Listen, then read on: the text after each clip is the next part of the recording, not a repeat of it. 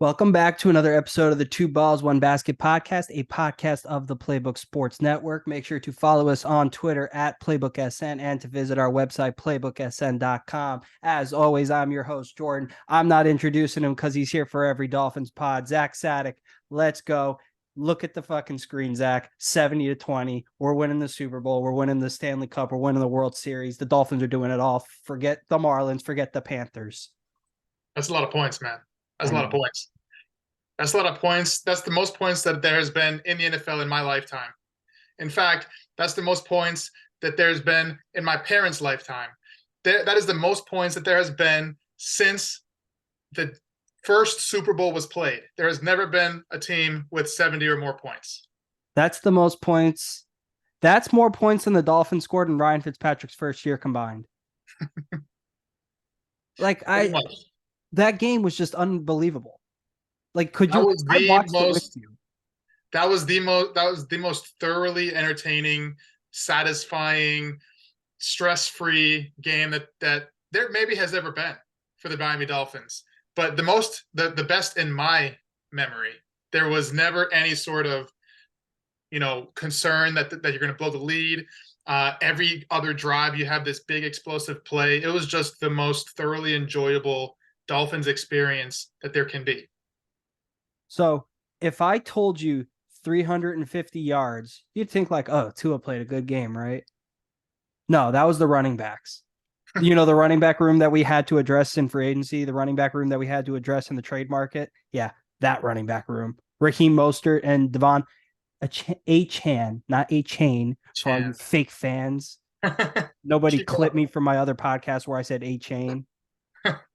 We just learned about this like 2 days ago, so it's a Chan.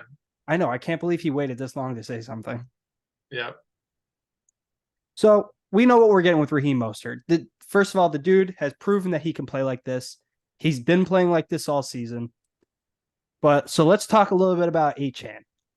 Did you expect this at all when we drafted him? Like, I knew we were getting a good running back. Like, we were seeing some nice stuff in camp, but like, what did he have?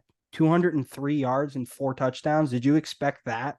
And then another, if I had to remember, like 50 or 60 receiving yards.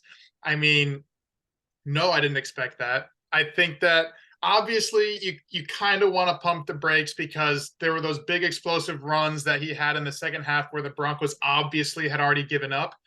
But even when the game was relatively close and we needed big plays, he was breaking tackles, he was outrunning guys, he was getting to the edge, he was going between the tackles. I did not expect that from Achan. And before the draft, and someone actually called me out on it and was like, "Hey, yeah, you didn't want Achan before the draft." I thought.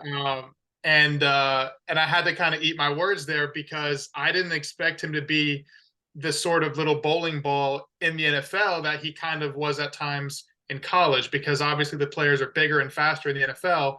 I didn't necessarily think it would translate. I thought he might be more of a gimmicky type player, but Mhm. he looked like a full-fledged Maurice Jones-Drew, bouncing off tacklers, breaking tackles, and then using that speed to separate. So I'm happy to be wrong about that. I want to say it's very respectable that you were called out that you were wrong and you owned it like a man. You got to. There's no point in denying it or moving the goalposts. You got to admit when you're wrong. So you said you want to pump the brakes a little bit. Well, I'm not doing that. I'm taking the brakes out of my car. I'm putting a cinder block on the gas and I'm going all the way. Like, I'm ready. I'm getting him in every fantasy league. I just traded for him in one of my leagues, which was offered to me, and I ignored it for a couple weeks. But you should have deleted the trade then. Got him. Sleeper leagues don't delete the trades. They don't expire.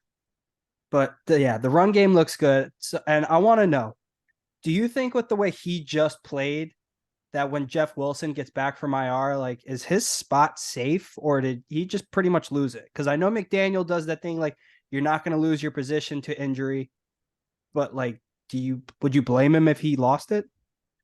I mean, I would think that he might go with a three-headed monster. You have more talented guys. You're just going to throw more wood onto the fire and give guys more of a rest, I think, because both of the running backs had like 20 touches, Mhm. which is I don't know if that's sustainable, especially for guys like Raheem that have an injury history. So it's possible that week by week they kind of switch out who's getting the most touches, who's getting more of a rest, or they could just split it in threes. But I think that Jeff Wilson will definitely have a role here. McDaniel loves him, and he is a good running back. He showed last year at times he was more explosive than Raheem was, and he became the RB1 in last year's offense. So I don't think that he gets completely taken out of the rotation. They re-signed him for a reason. But we probably just see a more even split between the three of them. That's the craziest thing. Devon Achane, sorry, God, Devon, don't yell at me. 18 carries, and Mostert had 13. Mostert didn't even break 15 carries. He had a couple catches as well, so he had a couple touches where he was getting tackled. But yeah, he had 7 catches for 60. But McDaniel definitely left in Achane in cleanup duty to get, and he ended up racking up all those extra yards at the end. But yeah, I would foresee a pretty even split going forward. So now on this podcast, for the Heat, we've done a Jimmy Butler appreciation. We've taken a moment of silence. We've appreciated his greatness. Now we're going to take 2 hours of silence and we're going to appreciate Tyreek Hill's greatness, because what he has done for this team, it cannot be expressed any more than just silence. He's amazing. I've never in my life, and granted, I haven't watched in-depth football as long as you have, as long as some other listeners probably have, but oh my God, how do you guard this guy? I think if you shot him in the kneecap, you still can't guard him. That's the $100 million question right there. You can't stop him in the NFL. If you try to guard him, if you try to man him up like Patrick Surtain Jr. did, he can blow right by you. He can blow by what would be otherwise considered the most, the fastest DBs in the league. So you can't man up on him. If you try to run zone, he's smart enough where he will still use that speed, but he knows where to sit in the zone, in the soft spots, to get those easy throws and catches. And then once he has the ball in his hands, he turns around, and then he has that jungle cat quickness where he can just outrun guys starting from a standstill. So he's impossible to guard. You'd have to formulate your entire defense. You'd have to have your entire defense focused on him. But the beauty with this offense is there's other weapons that take the pressure off. So if you're going to throw your entire defense at Tyreek, leave 2 or 3 guys focused on his routes in particular, you have the other fastest guy in the league, Jalen Waddle, wide open on the other side.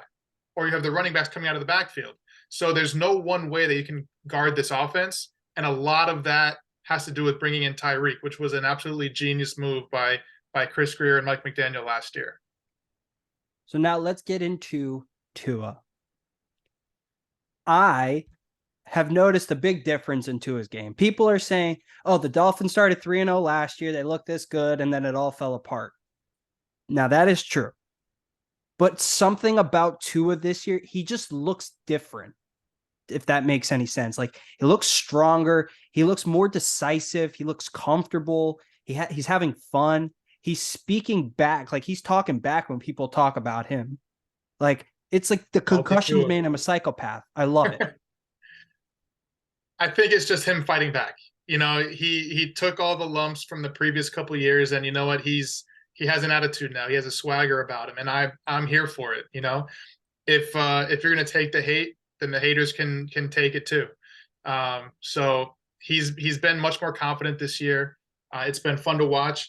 And other than 2 games last year, the Chargers game and the Niners game obviously were 2 poor games by Tua, where the defense changed things up and the offense in general wasn't really prepared for it.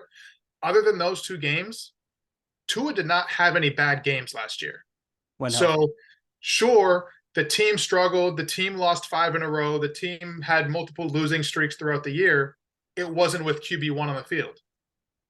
Tua played poorly in 2 games. So to think that coming into this season that the offense would automatically have to rebuild or would start from scratch was never the case. It was never a situation where, oh, they figured us out. It's just building on what they learned last year. And you're kind of seeing that with Tua, where he's more confident. He knows where guys are going to be. He's getting the ball out of there in 1.5 seconds on some of these plays. So it's beautiful to watch. And it's not out of nowhere. This guy was in the MVP conversation last year. He's back in the MVP conversation this year. The only question going into this season on offense was Tua's health. And so far, the offensive line's kept him upright, which has been beautiful to watch. And they're reaping the benefits right now. I already know because I predicted on the podcast with Big E with the fan of the year. We both actually predicted that Tua was going to play 15 plus games. And if he did that, I think MVP is within reach. At this point, it's expected. He's the favorite. Yeah. But we all know that when it comes down to it, this is going to be the year that they give it to a fucking running back. Christian McCaffrey will be the MVP while Tua's over here with 5,000 yards and 42 touchdowns and 6 interceptions. Or a defensive player like Micah Parsons or Nick Bosa. They'll find someone to give it to other than Tua for sure. I love Tua. God, I love Tua. But let's keep it positive. Could you imagine Tua coming back from obviously the concussions last year, all the media speculation, everyone hating on him and the Dolphins for what happened the last year, whatever, all that nonsense. And then him coming back and the very next year winning MVP, bro. I'll be intolerable. Bro, the entire team, the entire fan base would be intolerable. Like telling the entire NFL media and other fans to collectively suck it. I mean, that would be an amazing feat. Everybody suck it. An amazing feat. I heard a good point today on First Take. I don't know if it was today or yesterday. I saw it on Twitter. Shannon Sharp said, it doesn't even matter how good the Dolphins defense is because, we went and got Vic Fangio. Like we worked on it. We wanted it to be good. It doesn't even matter if it's good because the offense is going to score so many points that in order to beat this team, the opposing team will have to at least score 35 points. Yeah, I think I saw what you were talking about. And he said, in previous years, well, in previous generations, if you could consistently get over 20 points, you would win a game. And in the last 10 or 15 years, if you got 3 or 4 touchdowns, you ended up at 25, 28 points in a game, you'd probably win that game. Against this Dolphins team, you're not going to win with 20 points, 25 points. You're going to have to try to outscore them, and that's going to be difficult to do with the speed that they have. And obviously no team's hitting 70. I don't think the Dolphins hit 70 again, but that's just, that just shows you what the offense is capable of. So for any team that wants to try to get into a shootout like the Chargers did week 1, you're going to have to bring your best. You're going to have to score a boatload of touchdowns just to keep up. Oh, we hitting 70 again because let me get real close to this camera. Do you hear me, Josh Allen? We are coming. We are here. Expect us. Had enough of this crap. All right, now let's get back to reality. 70-20. Is this just a result of the Dolphins just being head and shoulder better than everybody else, or are the Broncos just really bad? I mean, going into this week, their defense wasn't considered that bad. Like they were 0-2. Their team has barely 0-2. Huh? They were barely 0-2. Barely 0-2 combined point total of -3 over the first 2 weeks. So they lost 2 games by 1 and by 2 points. So they're not necessarily considered a bad team or a bottom of the barrel team. They haven't been playing as bad as the Bears or I don't know what's some other crappy teams. There's some teams out, the Jets, since week 1. They haven't played as poorly as some of these other teams. And their defense was not considered among the league's worst, probably middle of the pack. But I think coming from the Broncos perspective, this probably has a lot to do with, I guess, lack of confidence or turmoil inside the locker room. Obviously, being down 0-2, you have a new coach, your team's still trying to figure things out. It's probably mentally exhausting. And then you look at the scoreboard at halftime and it's 35-10 or 35-13, whatever it was. Mm-hmm. And so right then and there, they probably just tapped out. So if the Dolphins were going up against a mentally stronger team or a more cohesive team. Maybe they don't hit 70. Maybe it's, I don't know, 45, 56, something along those lines.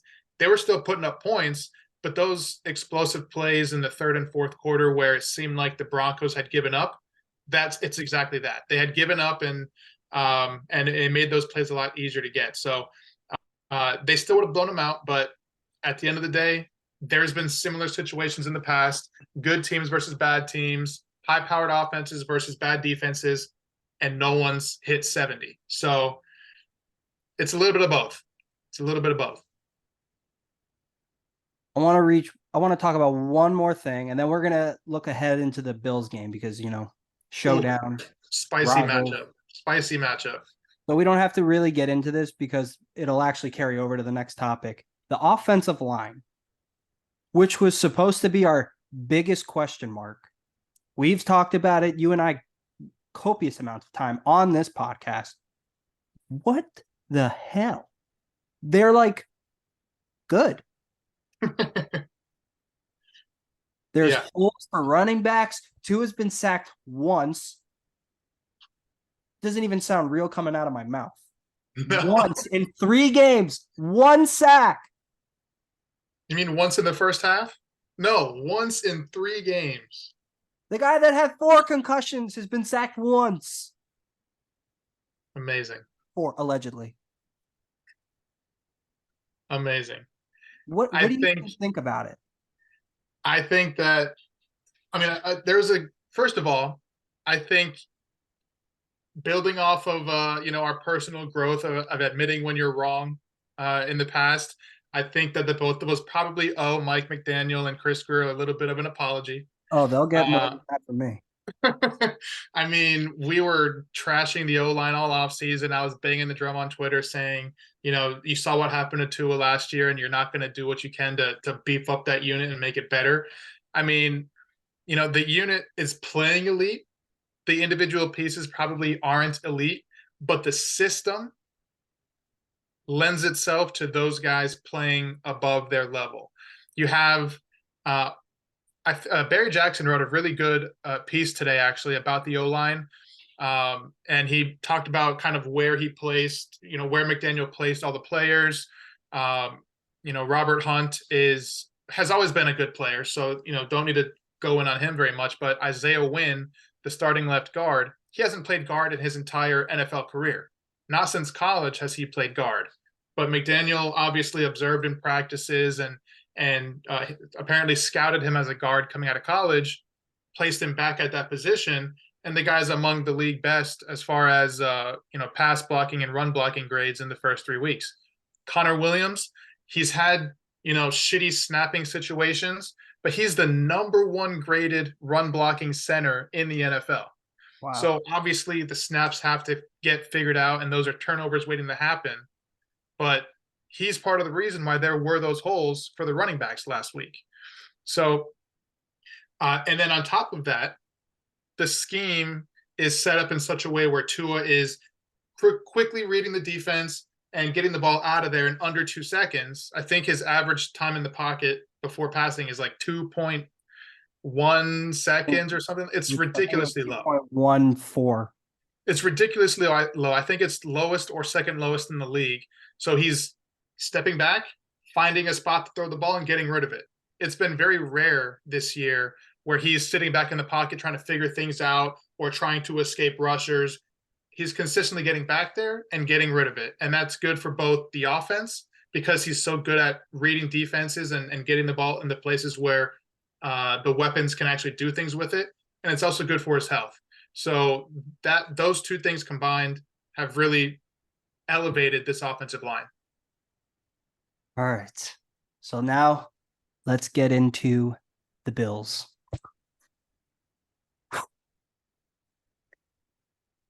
Fuck them, first of all. We'll just leave it at that. Fuck them. Zach, we're 2.5-point underdogs. I don't get it. I don't like it. I don't understand it. Explain it to me. How is a 3-0 team that just hung 70 2.5-point underdogs? I'll tell you right here. This week is going to be the bellwether college level word, big word, old timey word. It's going to be a bellwether for how Vegas views the Dolphins going forward. This is the test. Right now, 2.5 point underdogs playing in Buffalo. That's basically the standard home field advantage buffer right there, 2.5 to 3 points. So right now, they see the Dolphins and the Bills as almost equals. If they were playing this at a neutral field, it might be right down the middle. But because they're playing in Buffalo, Buffalo has that home field advantage built in. And if the Dolphins go into Buffalo and win this game, doesn't have to be easily. If they win the game, they will be strong favorites for almost every game going forward. Obviously, you have the Eagles and the Chiefs coming up that might be closer or potentially underdogs there. But this game is going to tell us how Vegas is going to view the rest of the Dolphins games, other than a few. Do you think that losing this game would change maybe your perspective, media's perspective, analyst perspective on the Dolphins?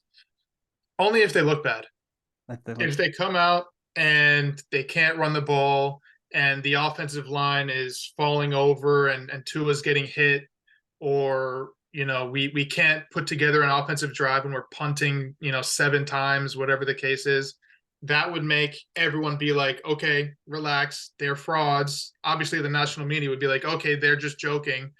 But if they go out there and if they lose in a game, let's say a similar score to what happened in the playoffs, where the Dolphins lost by 3 points, but they fought the entire way. If the offense can move the ball and the defense doesn't look like a pushover, then no, my opinion does not change on the team. They'll have another chance at Buffalo down the road to adapt and get prepared for that matchup. But losing a close game to Buffalo would not change anything to me based on what I've seen the first 3 weeks. I think if they can recreate the game from last year, the one they played in the snow, it was a night game. Yep. Tua looked good. Raheem looked good. The defense was getting to Josh Allen.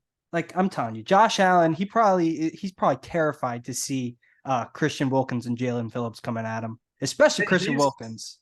He's been having a rough season. He had a good game against the Commanders. Who doesn't? But the first 2 games, he looked like Josh turned the ball over Allen. He has so many turnovers, and it's been a rough go. And people are saying that this is the year that he kind of falls off the cliff, where he's been teetering. He's always had turnover issues for his entire career, but obviously the touchdowns and the big plays kind of mask that. Until Sunday this season, he hasn't had those things helping him out. So we'll see. We'll see if Josh Allen is for real as well. So I think we're expected to get Waddle back. I know today he was still in protocol, but he's got till Sunday. The Bills have no Von Miller. I think, I'm going to say this right now, I think Xavier Howard is probably the most crucial player this weekend, because if he can keep Stephon Diggs under control, because, Stephon Diggs, he's amazing. He's going to get his 7, he's going to get his 8 catches, but we can't have it be 9, 10, 11 catches for 130 yards and a touchdown, 2 touchdowns. And if Xavier does his part and keeps him under control, we can't let Gabe Davis go for his 2 catches for 210 yards and 2 touchdowns. Like, that's what he's known to do. I think the receivers, because I'm not worried about the run game. I'm not worried about Josh Allen. I think we have Josh Allen's number. I think they know that it's our turn. We are here. Expect us, Josh Allen. You think they're shaking in their boots? I don't think they're shaking in their boots, but I think they know, like, they can't lose this game. If they lose this game, like, the criticism's coming. Josh Allen's going to have to reevaluate and Stephon Diggs might finally do that ask out thing that everybody's been anticipating for a year.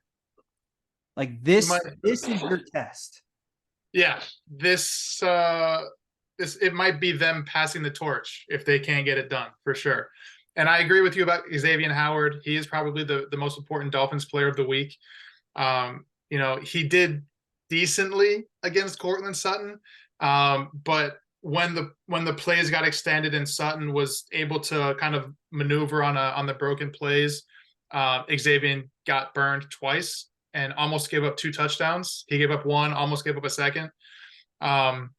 So he seems to be kind of coming down from his prime. Not as bad as last year, but when you have a guy like Stephon Diggs and you're gonna put Xavier Howard on him, you got to hope that he could stick with him and at least make his life difficult. Cannot see him getting burnt on Sunday. Yeah, you said that this was the test for how Vegas views us. I think this is also a test for Buffalo. Like, when you think of the AFC East right now, who do you think of? You think of the Bills, you think of the Dolphins. You don't think of Zach Wilson. I'm curious as why Zach Wilson's not making McDoubles right now. You don't think of Mac Jones. These are the two teams you think of. And normally you think of Buffalo at the top. They know that if they lose this game, the criticism's coming. They're going to hear all season long is how the Dolphins are here. It's the Dolphins division to lose. There's a lot at stake for both teams. I don't understand how this game's not a primetime game. I don't either. And I think it's the Monday night game that's complete booty this week. But as far as like how off-season storylines coming into the season, obviously Aaron Rodgers with the Jets garnered a lot of attention, and I can at least understand that because obviously they weren't dealing with Zach Wilson all throughout training camp, and like obviously that's a big storyline. But coming into the season, for every person saying, "Oh yeah, don't sleep on the Dolphins could make some noise in the AFC this year," there was just as many takes, I feel like, as people saying, watch out for the Patriots. They're going under the radar. They could sneak into the playoffs, and who knows? They could be the second team in that division behind the Bills. And watching the Patriots limp through 3 weeks has been fun to watch. So I guess we've already beaten those allegations. The Dolphins are already considered the elite among the AFC East, top 1 or 2. And like you said, winning this week may get that storyline flipped where the Dolphins are now the kings and everything runs through them for this year and hopefully the next couple of years. All right, Zach, let's get your prediction. Do the Dolphins win this week, go 4-0, and do I become 10 times more intolerable than I have been for the last 25 minutes? I think this will be a much more defense-oriented matchup. Like kind of similar to, like you said, the night game in Buffalo last year. I would say 35-28 Dolphins. Okay. Not super defensive, but the defense makes a difference. I'm so happy you picked the Dolphins because I was going to ruin you. Why would I? Do you see what I'm wearing? Why would I do that to myself? You're wearing that because I asked you to. I would have picked them regardless. I'm a homer. What can I say? I think I got the Dolphins. I got the Dolphins 27-24. So you have more defensive than I do. I don't know what it is. Matt Milano's the one that freaks me out. Hey, some people are calling him a dirty player. You know? He's a very dirty player. I'm not worried about Greg Rousseau. I'm not worried about Tre'Davious White. I'm not worried about DeMar Hamlin if he even plays. Just something about Matt Milano. He always gets a pick against us. He's the one that hurt Tua last year. So I want to put my foot to his jugular. I don't know. I think Tua may throw a pick this game, and it might be to him. If there's a way I could bet on that, I might do that. It could be. It could be because he's one of those coverage linebackers. He's pretty good, lurking back there in where the receivers kind of reside. So I could definitely see that. But he's not much of a blitzing linebacker. I'm guessing they probably send him once or twice a game. But hopefully there's none of that. Hopefully Tua protects himself. And I'm sure Tua knows going into the game that he's going up against a guy that, pushed him down and caused all the stir last year. So I think that he'll be able to protect himself. All right. One more question. Are the Dolphins the best team in the NFL right now? That's tough. That's tough. Answer the fucking question. We're the best team in the AFC We're the best right team in now, the without a NFL. question. Uh, I don't know if I can definitively state. I don't want to be the guy that everyone gets clipped and saying, "Oh, you picked the Dolphins over the Niners, blah, blah, Why the I'm Eagles, setting you blah, blah, up. blah." I would say, and obviously, just off the top of my head, I think the Niners are a very, very complete team. Mhm. Similar offensive-minded gurus at head coach. Same bloodline there. And then I would put the Dolphins number 2, and then probably Eagles number 3. So I'm putting the Dolphins sandwiched in between those top 2 NFC teams. And the Niners are the only team that would really scare me. Obviously, we'll see the Dolphins and Eagles this year, so we'll see how they match up. But the Niners defense, man, you saw what they did to the Dolphins last year, and I would love to see that matchup in the Super Bowl, just to see the chess game, but between those two friends that are coaches. I think I'd agree with you. And I don't get the Eagles this year. Something about them looks off to me. Slightly off, yeah. Like They, last year, they were dominating teams. Now it's like, I mean, granted, last night they dominated, but it didn't look good at the beginning. I mean, it was a bad team. They probably should have stomped on them earlier. Should have scored 70. That's not Yeah. my fucking bottom line for everything. If you don't score 70, you can't talk to me. So I agree. They have a lot of churning of the roster. A couple guys left. They lost a couple defensive starters, but they also brought in a couple young guys. So maybe it's just getting the young guys up to speed, which can take a couple games, could take a couple years. But yeah, they definitely don't feel as dominant as they did a few months ago. All right, Zach. That's all I got. Is there anything you want to say before I let you go? And it better be good. All I want to say is Bradley Chubb, Jalen Phillips, Christian Wilkins, Andrew Van Ginkel. This is your week to show the hell up. Get some pressure on Josh Allen. Make him hurry. Make him see ghosts. Whatever you got to do. But if the defense can help out the offense this week, we could be in for a masterpiece. I'm going to say it one more time. I'm going to get real close to my camera. Josh Allen, expect us. 2-on. Expect us. God. All right, that was fun. Go Dolphins. Life's better when the Dolphins are good. Yeah, life will be even better when the Dolphins are good and we get Damian Lillard. Oh, I didn't want to bring it up. All right, bye, Zach. Peace.